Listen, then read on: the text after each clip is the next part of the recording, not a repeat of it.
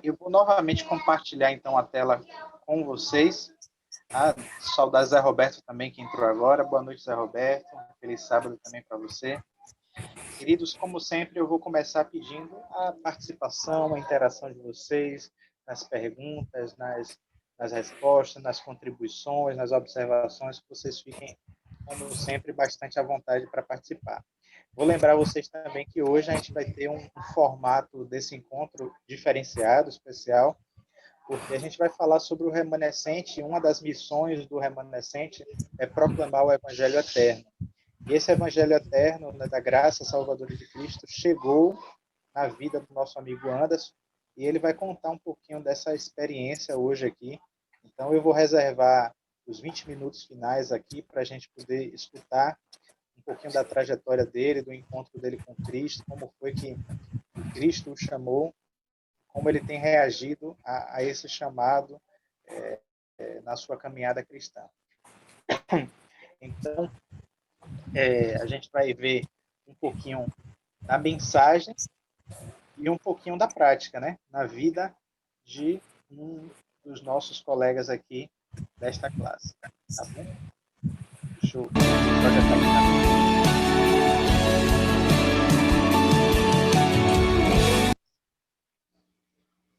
Prontinho.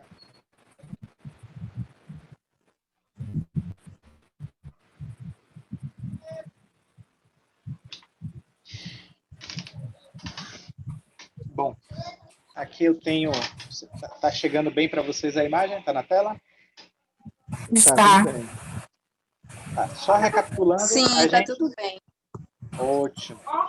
Então, a gente, só recapitulando aqui, a gente já estudou sobre a doutrina de Deus, né? Como Deus se revela nas Escrituras, como Deus triuno, Pai, Filho e Espírito Santo, sobre o ser humano, a nossa criação, a natureza da humanidade, a queda e, em consequência da queda, o plano da salvação de Deus, né? Então, a gente estudou a salvação no contexto do grande conflito entre o bem e o mal. Estudamos a importância da vida e morte, a ressurreição de Cristo como resgate do Salvador, resgate e salvação para o homem perdido, experiência da salvação, o crescimento em Cristo, nessa nova jornada cristã. E a gente começou a estudar sobre a igreja, qual o papel da igreja, uma vez que fomos salvos pela graça, ele agora nos conecta a uma comunidade de fé, uma família nova na fé, né? E isso é a igreja. Então a gente aprendeu o que é a igreja, mas a gente hoje vai estudar sobre o conceito do que é remanescente, né? E o que é remanescente? Eu coloquei para vocês a foto de um broto, um último, né? Parece que na sequidão do deserto só deixou um último rebento, né? Então, o que é o remanescente? O texto básico para a nossa reflexão está aí na tela, a gente vai voltar a esse texto posteriormente. Eu vou começar pedindo a participação de Anderson, meu querido Anderson, você mesmo, o texto inicial, lê para a gente. Ok. Está me escutando bem? Sim. Vamos lá. E o dragão irou-se contra a mulher, e foi fazer guerra ao remanescente da sua semente, os que guardam os mandamentos de Deus e têm o testemunho de Jesus Cristo. Apocalipse 12:17. Então, veja que o texto do remanescente, né, ao a gente estudar o remanescente, esse daí é um dos textos principais, é um texto basilar. Ele está no contexto de Apocalipse capítulo 12. A gente, se Deus nos permitir, vamos poder entrar em temas sobre o estudo da profecia, sobre o Apocalipse, mas eu vou antecipar para vocês, assim, superficialmente, já que a gente está falando de remanescente, que Apocalipse capítulo 12 nos conta a história do remanescente, né? Fala da guerra que houve no céu, a gente estudou isso, né? E houve batalha no céu, Miguel e seus anjos lutaram e foi expulsa a antiga serpente, diabo, Satanás. Então, o dragão aí é símbolo de Satanás. Essa mulher, depois a gente vai decodificar com mais detalhes os símbolos da profecia. Espera aí, só um instantinho, deixa eu pedir contribuição aqui da ala infantil. Me ajude aqui com silêncio. Com silêncio. Viu? E deixa eu fechar a janela aqui, que a vizinhança também está...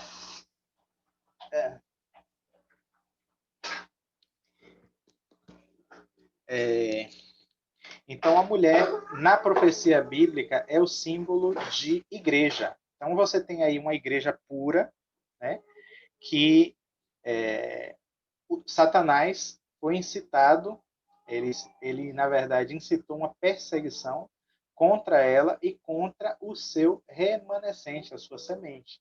Então, essa profecia aí tem uma dupla aplicação, né, uma aplicação em Cristo, que ele também foi perseguido, né?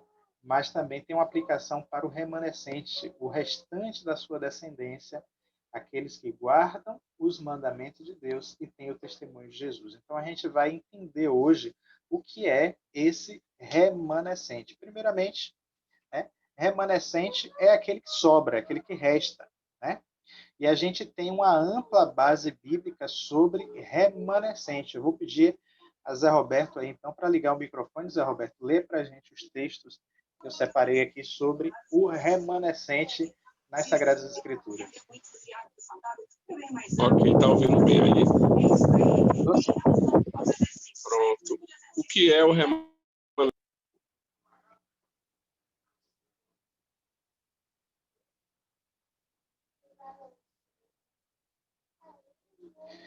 Zé, seu microfone fechou. Veja aí, Zé, fechou sozinho. Ligue de novo, por favor. Fechou sozinho. Vou ler novamente, viu? Por favor.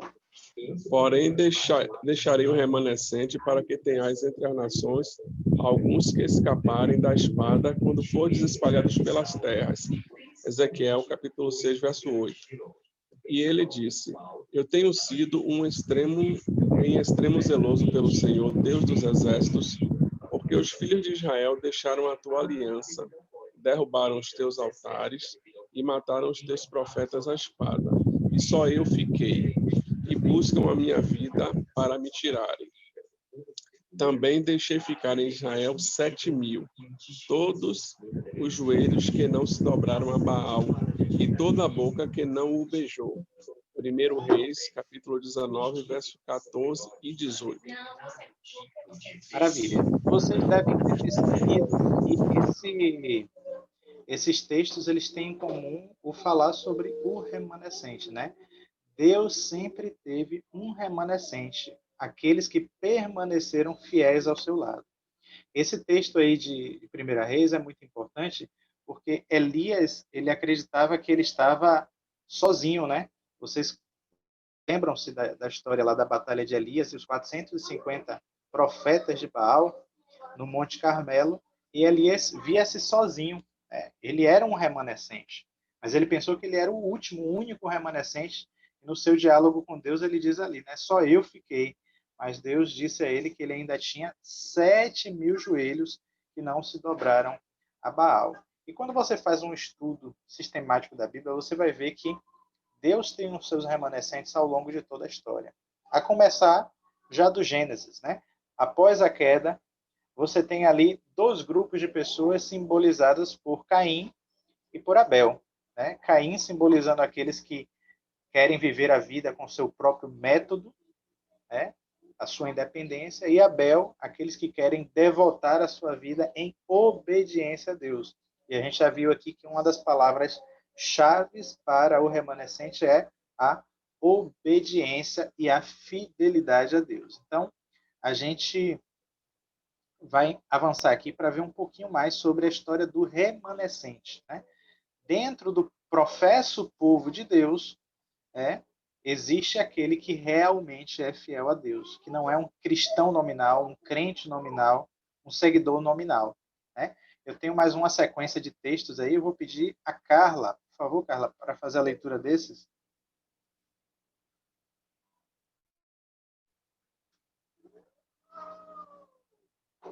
Carla, nos escuta? Quer ativar seu microfone, Carla? Agora sim. Eu estava escutando, mas você não estava me escutando. Vamos lá. Esse daí, né? Os que sobraram. Os que sobraram.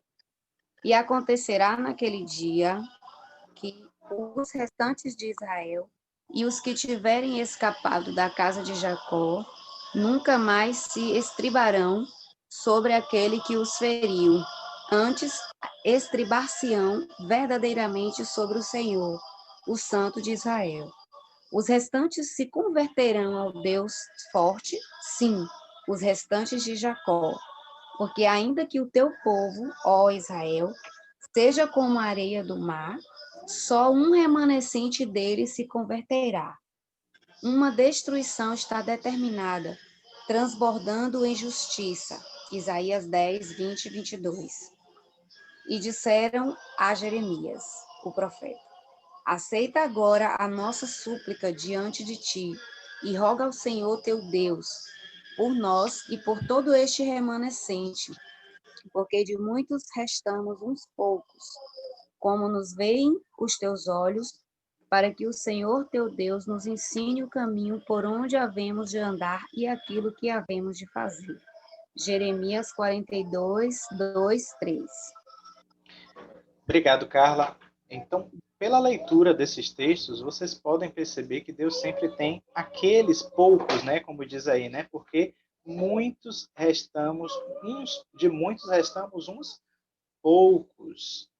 Veja que a palavra aí, ela tem a ver com a qualidade daqueles que sobram e não com a quantidade, porque normalmente o remanescente ele é pouco, né? O texto de Isaías falou ainda que o povo de Israel fosse como a areia do mar, só um remanescente se converterá, né?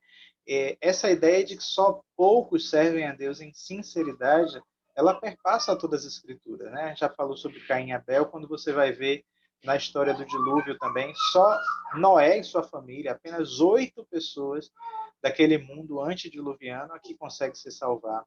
E aí nos reis de Israel, a mesma história. Quando chega no Novo Testamento também, a mesma situação, né? Jesus diz que larga é a porta que conduz à perdição, mas estreito é o caminho que conduz para a vida eterna e poucos querem passar.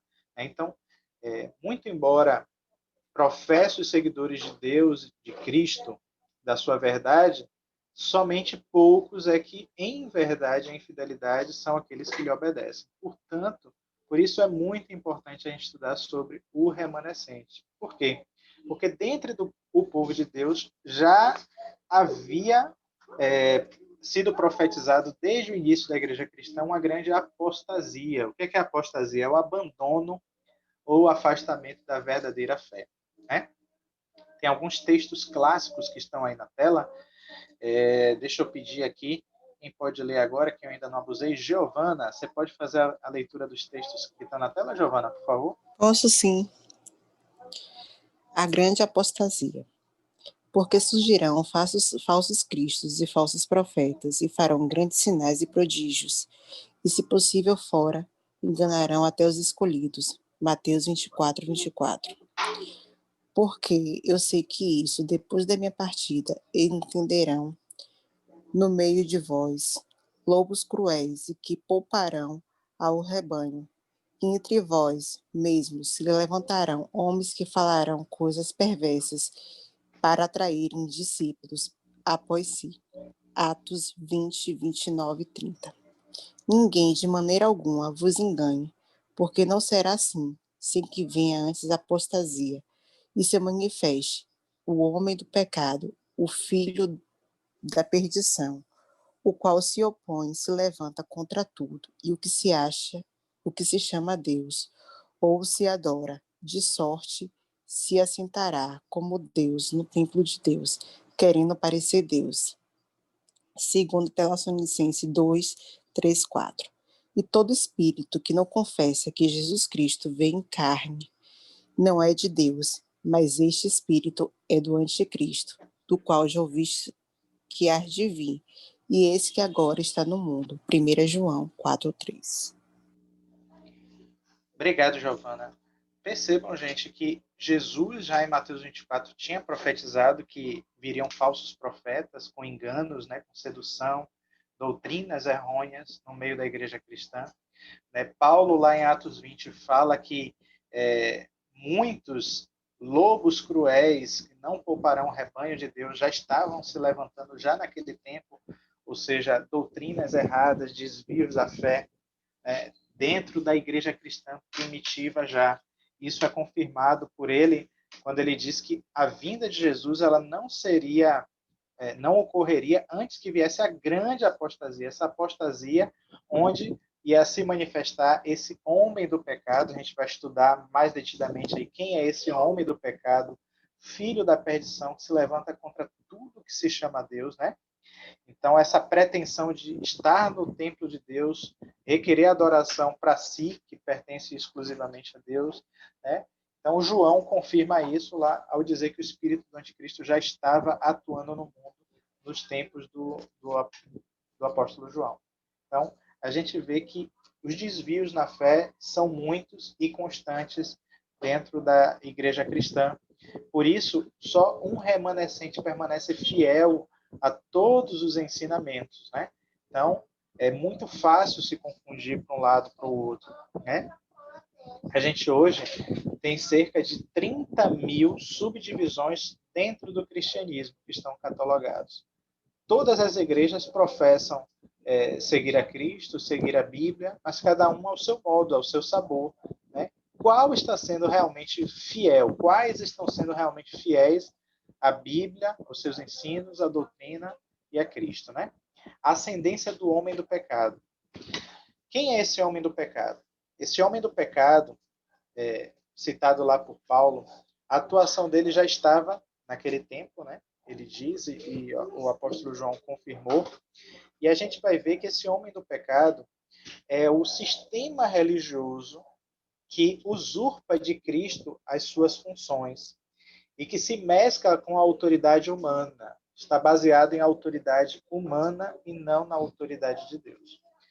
Eu vou ler esse texto que está na tela, para que vocês acompanhem, diz assim, olha, a administração da igreja local, sob a orientação do Espírito Santo, finalmente foi substituída pelo autoritarismo eclesiástico, nas mãos de um único oficial, o bispo, a quem cada membro da igreja estava sujeito pessoalmente e pelo qual tinha acesso à salvação. Daí em diante, a liderança pensou apenas em governar a igreja em vez de servi-la, e o maior já não se considerava servo de Deus.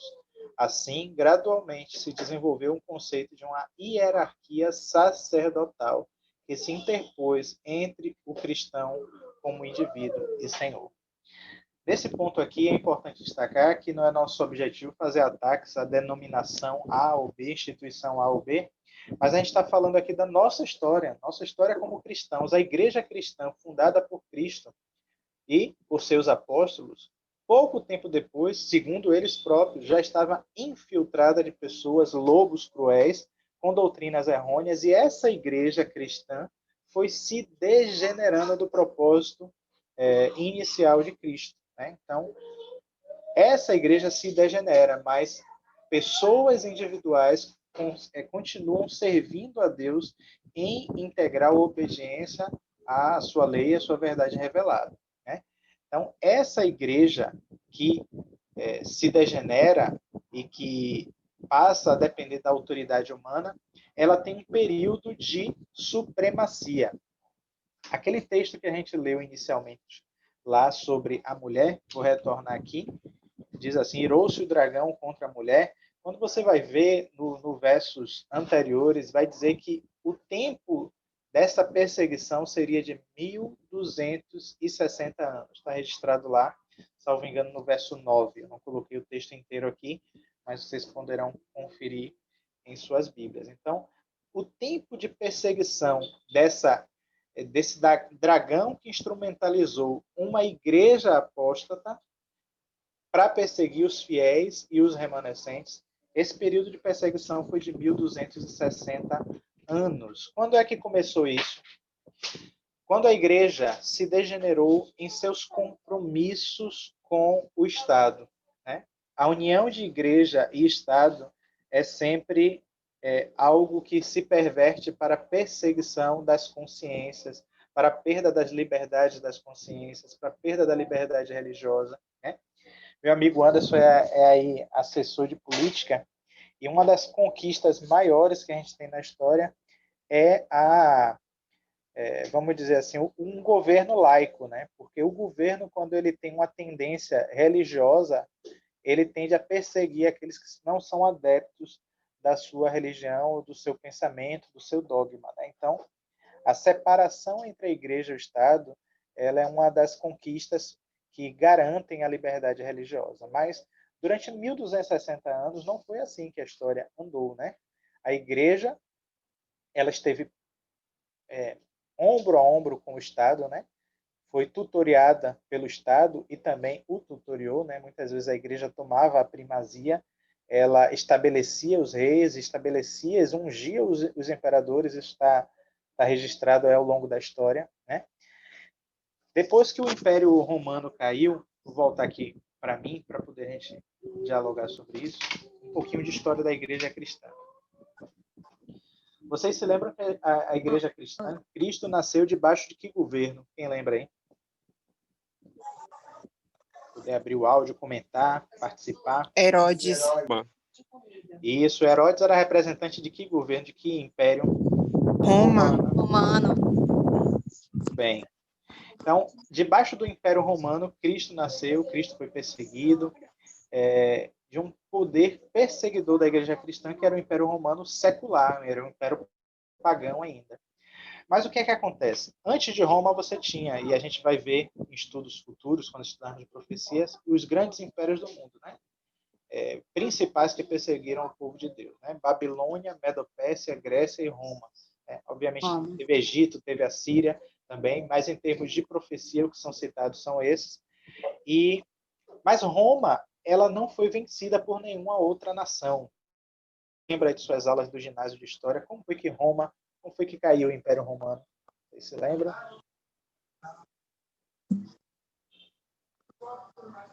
Dole 1, dole 2, dole 3. Rapaz, apagou da mente aqui. Apagou da mente, né? Vou refrescar a mente de vocês. Roma não foi vencida por nenhuma outra grande nação. Mas o que foi que aconteceu?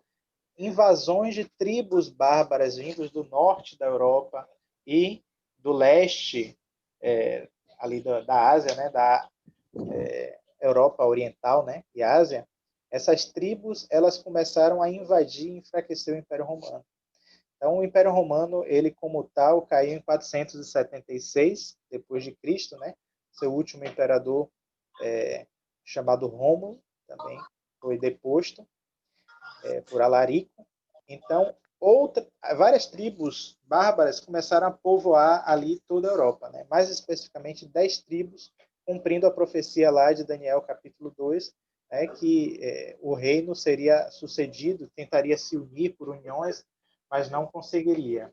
Então, as 10 tribos bárbaras invadiram por casamentos, por alianças.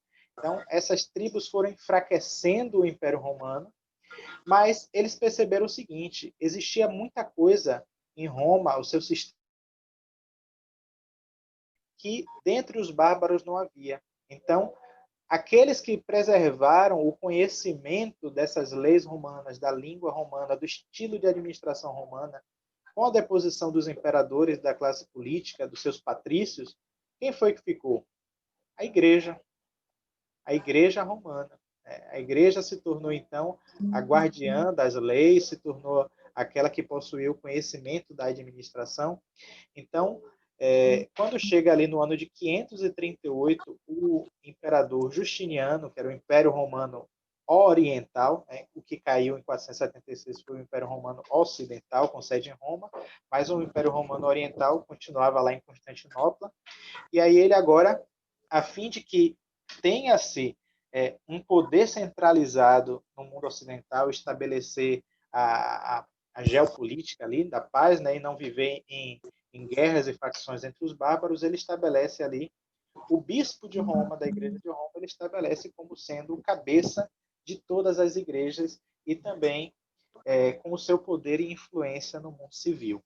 Então, ali começa um período de dominação papal, a história dos papas, né?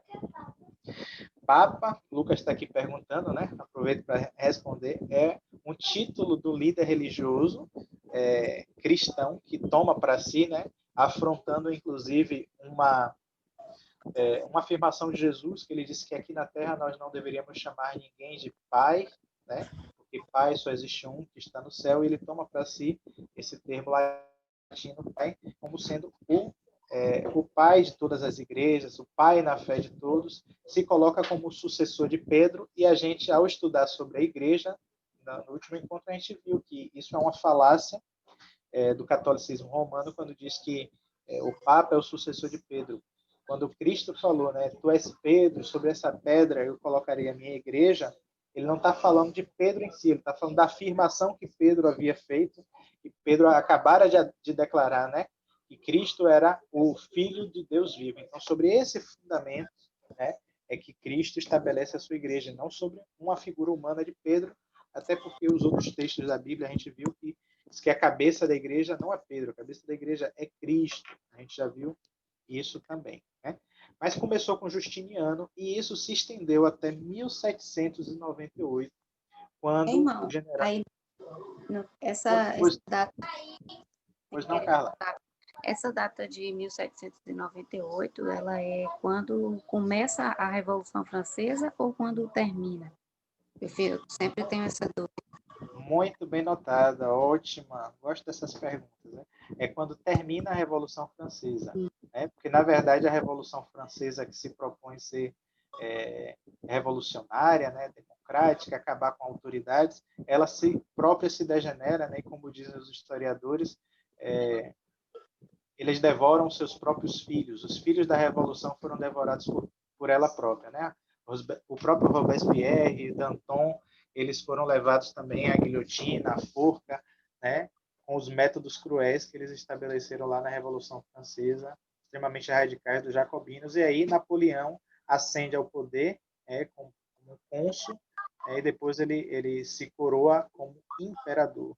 E nessa posição ele centraliza novamente o poder, mas o que é que acontece? Napoleão, a fim de extinguir o poder temporal dos papas, ele manda o general dele, Berthier, invadir a sede em Roma, prende o papa, e esse papa é levado cativo lá para a França e morre lá no exílio. Então, aqui ocorre aquela famosa ferida mortal, né? Porque o texto lá de Apocalipse que a gente leu, ele vai dizer que esse poder perseguidor ele atuaria por 1.260 anos. Quando você vai para Apocalipse 13, você vai ver que esse poder ele é chamado de a besta, né? E ele recebe uma ferida mortal, mas diz que essa ferida mortal seria curada. Então, esse sistema religioso que vincula poder religioso com poder político tem esse tempo de dominação. Essa profecia se repete lá no livro de Daniel também. E esse tempo profético está aí no slide, né? Daniel 7:25, 12:7, 12:14, ele é chamado de um tempo, dois tempos, metade de um tempo. Ele é chamado também de 42 meses em outros textos do Apocalipse. A gente falou em 1.260 anos, mas 1.260 anos, 42 meses, um tempo, dois tempos, metade de tempo, a gente está falando tudo do mesmo período de tempo. É só uma questão de lógica da conversão e o princípio de interpretação que a gente não tem tempo de expor aqui, mas a gente vai tratar detalhadamente nas aulas sobre profecia.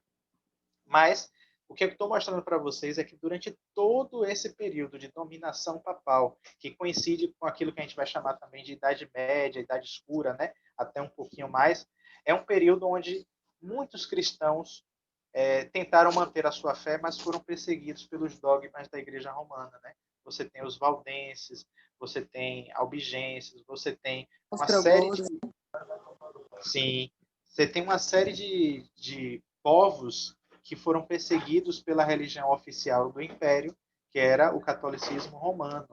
E que tipo de doutrinas professava essa religião oficial, né? Quando, por fim, chegou uma crise, né, insustentável, lá em 1517, o que é que acontece? Quem tem aí, gostaria de compartilhar um pouquinho dos seus conhecimentos. O que é que aconteceu lá em 1517? Dole 1, Dole 2, Dole 3? Pela essa foto que está aí, né? Foi o momento em que Martinho Lutero, ele buscando conhecimento da Bíblia, ele colocou na porta da igreja as suas teses a respeito da justificação pela fé. e não aquela questão que a igreja até naquele momento ensinava, né? As indulgências e etc. e tal, caminhos alternativos, vamos colocar assim, né? Que eles diziam para chegar até o céu. E aí agora Martinho Lutero dizia que não era penitência, que não era os dogmas da igreja, que não era os sacrifícios, etc. e tal, que iria fazer com que as pessoas fossem salvas, em si a justificação pela fé, e que a Bíblia era a única regra que deveria ser seguida e as pessoas deveriam ter conhecimento da Bíblia. Acho que 95 teses. Excelente resumo. Exatamente, Zé Alberto, exatamente, Carla. Foram 95 teses, a maioria delas falava sobre a justificação, mas o estopim dessa crise foi a venda de indulgências, né? Essa cena aí aconteceu lá na Alemanha, em Wittenberg, quando esse monge da Igreja Católica, né, um monge da ordem agostiniana, chamado Martinho Lutero, ele revoltou-se com a venda de indulgências que o Papa Pio X mandou fazer. Ele mandou João Tetzel vender indulgências. O que eram indulgências, né? Era você receber dinheiros em troca de títulos, papéis que asseguravam que a alma das pessoas estava sendo libertada do purgatório, seus pecados pagos, e a pessoa poderia, então, ter um parente libertado para ir gozar as delícias do céu, né? Primeiramente que aí Lutero vai bater de frente nisso, restaurar a verdade da salvação unicamente pela graça, mediante a fé, ou seja, não é preciso pagar por isso. E outra coisa é que a própria noção de purgatório, a própria noção desse lugar intermediário onde estariam as almas está equivocado. A própria noção da imortalidade da alma também está equivocada. A reforma protestante não vai avançar tanto nisso, a gente vai ver, né, que eles têm um fenomenal avanço, e o principal deles é esse aí que o Zé Roberto comentou, né? Eles restauram a verdade que a autoridade ela repousa não na igreja, porque então a igreja advogava o seguinte: olha, fora da igreja não há salvação, né? A igreja romana, a igreja católica, inclusive ainda hoje, continua dizendo isso. Se você quiser ser salvo, você tem que estar dentro da instituição romana. Então, o que é que Lutero vai advogar? Não, fora de Cristo não há salvação. Não fora da igreja, né? A igreja não é a detentora da posse da salvação, mas a salvação é pela graça mediante a fé em Cristo Jesus. E que a cabeça da igreja não é o Papa, é o próprio Cristo, que governa desde os céus, através do seu Espírito Santo, a igreja, né? Então, essa questão da infalibilidade da igreja e do Papa também é afrontada, né? O próprio catolicismo, ele com o seu sistema sacerdotal, ele ofusca a verdade do sacerdócio de Cristo, né? Porque as escrituras vão dizer lá em Hebreus que nós temos um sacerdote, um único mediador entre Deus e os homens, que é Jesus Cristo, né?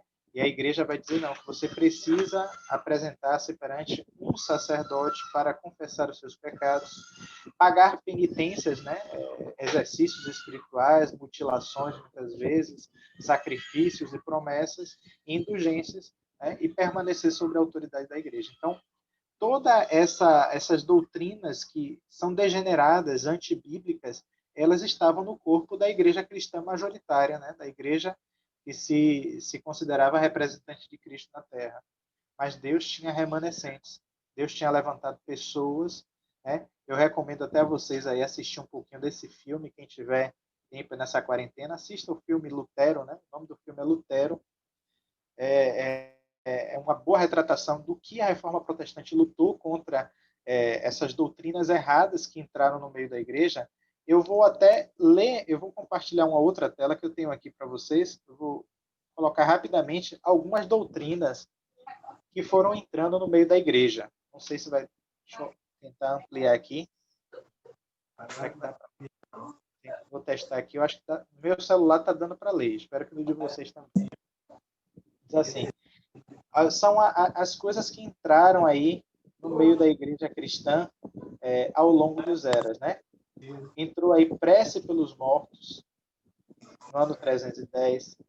As velas como símbolo das orações, né, e rituais, veneração dos anjos e dos mortos, a missa como celebração diária. A missa é a repetição do sacrifício de Cristo. Né? Não sei se todos que estão aqui estão conscientes disso, que a missa ela é considerada um sacrifício. Quando o sacerdote levanta a hóstia, ele diz assim: este é o meu corpo.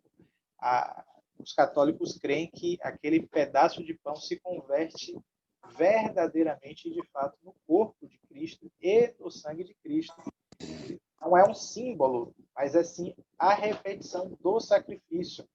Isso também é uma afronta, uma heresia, porque a palavra de Deus diz que Cristo fez um único sacrifício, uma vez por todas, um único sacrifício, diz o livro de Romanos, capítulo 3, por um só ato de justiça abundou a graça para todo sempre. Então, a missa é a repetição do sacrifício de Cristo. Isso é um erro da Igreja Romana que até hoje perdura. A adoração a Maria, o uso do termo mãe de Deus. Maria foi mãe de Cristo em sua humanidade, mas ela não é mãe de Deus porque ela não é eterna. Mas assim creem os católicos, né? A eterna virgindade de Maria, inclusive.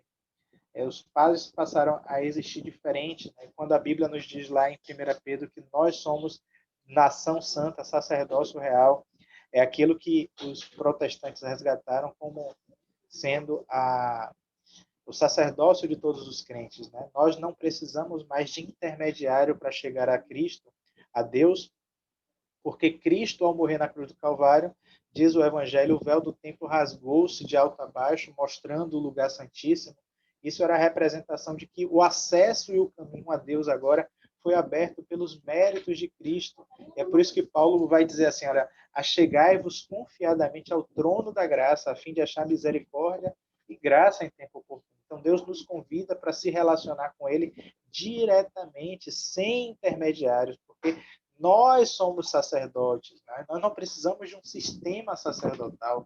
O nosso sacerdote é Cristo, o nosso mediador é Ele, né? Então tem esses erros aí. A doutrina do purgatório, que a gente já falou, como um local intermediário.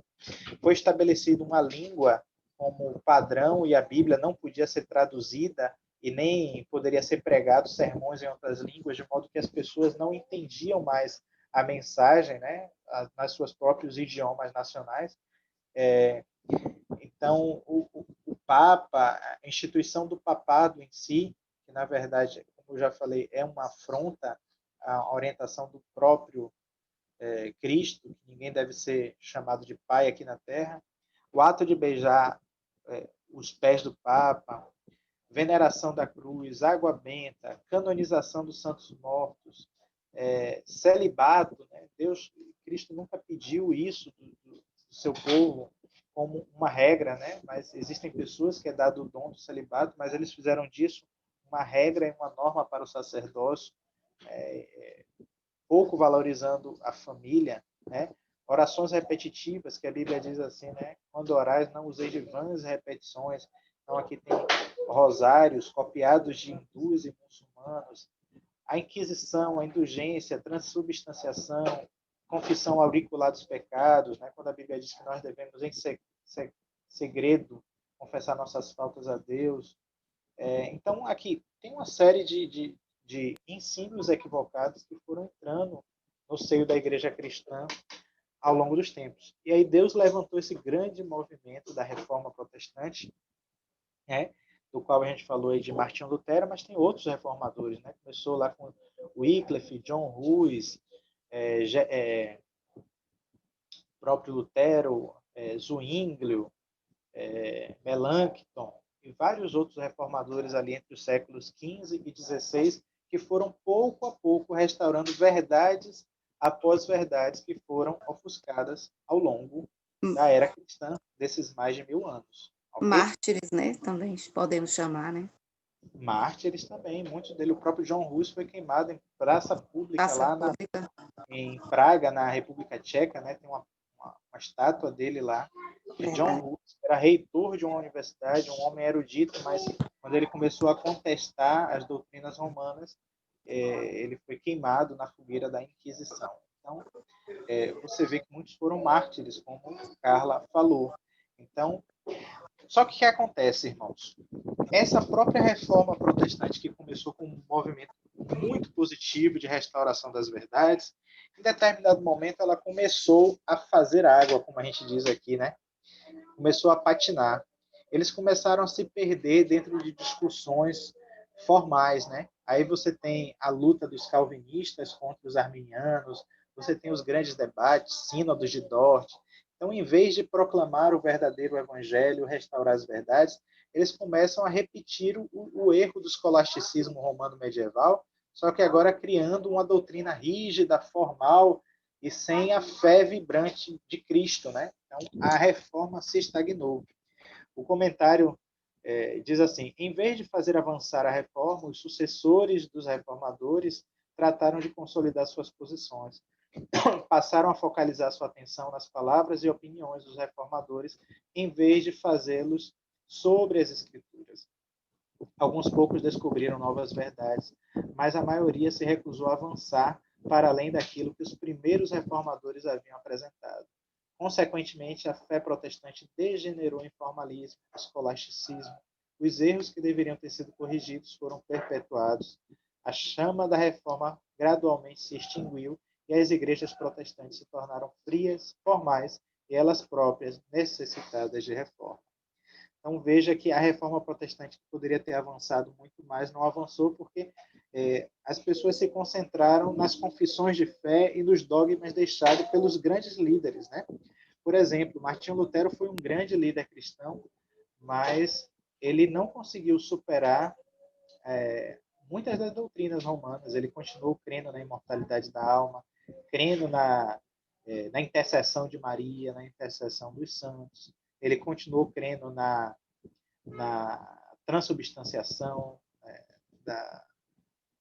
da presença real do Cristo na ceia, né? Então, várias e várias coisas ele não conseguiu se desvencilhar, porque foram 1000 anos de dogmas romanos pesando sobre eles. Então, é como você sair de um quarto escuro, né? Se a luz for muito forte, você cega os olhos. Então, Deus foi dando revelações da verdade gradual, só que o povo de Deus foi se contentando com aquilo que os reformadores individuais conseguiram, e não conseguiram avançar mais, né? Se estagnaram na reforma.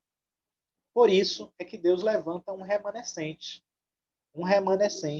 porque o texto diz que depois daqueles dias, né? Então, ou seja, depois desse ano de 1798, depois desses dias de perseguição, haveria um remanescente que seria perseguido. Esse remanescente, ele teria uma verdade a proclamar.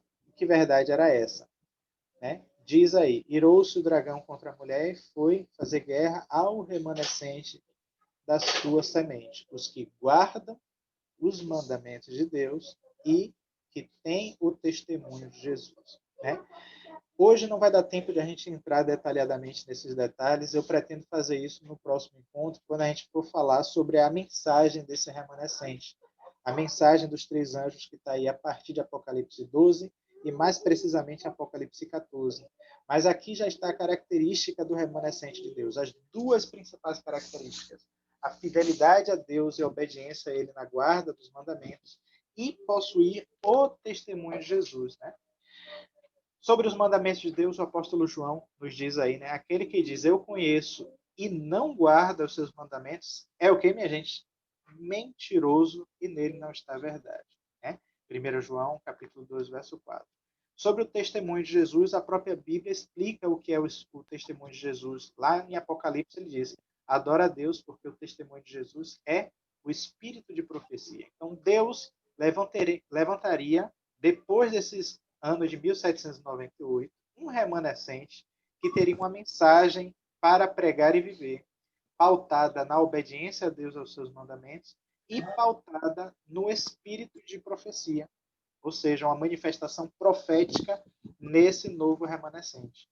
Então, a gente vai ter que identificar que remanescente é esse, e esse é o tema da nosso próximo encontro. Esse remanescente ele tem uma mensagem para pregar. Essa mensagem se chama as 3 mensagens angélicas, né? A tríplice mensagem angélica. Dando só uma pista, essa mensagem, a primeira mensagem diz assim, temei a Deus. Antes ainda, né? começa assim dizendo: vi um anjo voando pelo meio do céu, tendo o que para pregar? O que diz lá o texto? Quem lembra? O Evangelho Eterno. Tendo um evangelho eterno. Até Lucas respondeu aqui, ó, muito lindo. Então a gente vai estudar aqui o que é o evangelho eterno. Porque se ele é eterno, ele não começou com a reforma protestante. Concorda comigo? Se ele é eterno, ele sim. Esse representante de Deus, ele tem a marca do evangelho eterno. O evangelho é a eternidade. Algumas pessoas no mundo protestante de hoje acham o seguinte: olha, no Antigo Testamento você era salvo pela lei e no Novo Testamento você era salvo pela graça. Eles estão completamente enganados, porque a palavra de Deus nos diz que o Evangelho é eterno e só há um método de salvação de Deus em toda a Bíblia: é a graça salvadora dele, a fé em Jesus. Então, aqui está a perseverança dos santos que guardam os mandamentos de Deus, têm a fé em Jesus. E ele tem o que para pregar? Um evangelho eterno. Então, vi um anjo voando pelo meio do céu, tendo o evangelho eterno, dizendo: temei a Deus, dai-lhe glória, é chegada a hora do seu juízo. Então, essa mensagem do remanescente, a gente vai ver com detalhes no próximo encontro, que você não pode perder. Mas como ela fala do evangelho eterno, o que é o evangelho, minha gente? O evangelho é boas notícias, boas novas. Boas novas de quê? Eu e você estávamos irremediavelmente perdidos. Nós vimos aqui, quando a gente tratamos sobre a doutrina da salvação, que a condição humana de degeneração do pecado como herança de Adão é a ira de Deus. Repousava sobre nós a ira de Deus. Mas o Evangelho diz o seguinte, olha: Deus desviou essa ira para um substituto. Né? Cristo levou sobre si as nossas dores, as nossas enfermidades, o castigo que nos traz a paz estava sobre ele. Né? Diz Isaías 53. E Romanos 3, 23 vai dizer que o salário do pecado é a morte, mas que o dom gratuito de Deus é a vida eterna em Cristo Jesus. Irmãos e amigos, a morte que você e eu merecíamos por participar da natureza decaída de Adão, ela foi levada e foi punida em Cristo. E a partir do momento que você e eu, pela fé, nos aproximamos dessa graça salvadora, opera-se em nós o mistério do novo nascimento que Jesus falou lá com Nicodemos em João capítulo 3. Né? Vos importa nascer de novo. Só podemos ver o reino dos céus se nascer da água e do Espírito. Então, a experiência com Cristo, de nascer para uma novidade de vida, ela restaura o nosso ser, restaura a nossa vida para que a gente possa andar em conformidade com a vontade de Deus, a obediência às suas leis e aos profetas que ele levantou para nos advertir o caminho da verdade. Mas isso tem pano para manga, isso tem muitos detalhes para a gente poder ver o que é evangelho eterno, o que é temer a Deus, o que é dar glória a Deus, né? O que é a hora do juízo, o que é que isso quer dizer. Como essa mensagem era muito extensa e hoje eu queria ter uma oportunidade de ouvir Anderson, né, de falar do evangelho. Né? Anderson entendeu que Cristo fez por ele um sacrifício, que o ama tanto, e ele decidiu tomar um novo rumo na sua vida ao lado de Cristo. E ele tem buscado essa experiência, Amém. e ele tem buscado conhecer mais a vontade de Deus através do estudo das Escrituras, e eu queria então que ele compartilhasse com a gente nesse momento sua experiência. Anderson, você tem um tempo aí, Deus te abençoar e fique à vontade, viu? Nos conte um pouquinho. Se você quiser abrir sua câmera também para a gente poder te ver, não só te ouvir, fique à vontade, viu? Deixa eu ficar no áudio mesmo para vocês não se assustarem. Vem cá, vocês estão me escutando bem? Estou escutando, sim. Então, olha, desde quando eu tinha 13 anos, 12 anos e tal, eu sempre frequentei a igreja Assembleia de Deus com a minha mãe na época, né? Aí depois eu fiz 15 anos, fui morar com meu pai, aí realmente nunca mais participei de mais nada em relação à igreja, em nada. Realmente me afastei de Deus completamente. E em 2004, quando na época eu estava no quartel, foi minha primeira, não sei se vocês acreditam que Deus possa revelar alguma coisa por vocês através de sonhos. Mas foi um dia no quartel que eu fui muito punido, assim, e realmente eu não tive culpa em nada. E, tipo assim, meu pelotão, tudo era punido. Então, tipo assim, veio de mim, assim, de até mesmo recriminar Deus, se realmente ele existia, porque estava acontecendo aquilo e tal. Fui para minha casa. Nisso, no caminho da minha casa, ainda por cima, quando eu passei em frente a um bar, um cara com uma garrafa de cachaça ainda joga um copo em cima de mim. E nesse dia eu peguei e ainda falei assim, pô, Deus não existe, não é possível. Com tantas coisas acontecendo comigo nesse dia e tipo assim, realmente eu não tive culpa em nada. Dormi. Nisso que eu dormi,